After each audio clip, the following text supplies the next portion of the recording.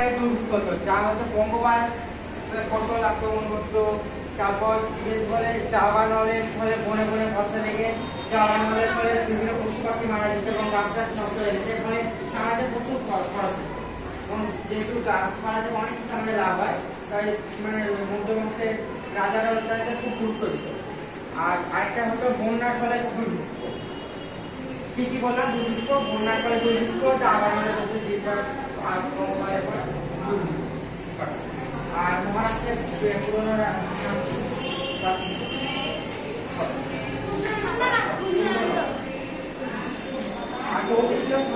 চাণক্যের একটা জিনিস আছে, মানে একটা রাজাদের মানে আমাদের যে আমার পরীক্ষায় রুটি হয়, তো কৌটিল্য চাণক্য মানে এটা লিখেছিল কিভাবে রাজাদের করা উচিত।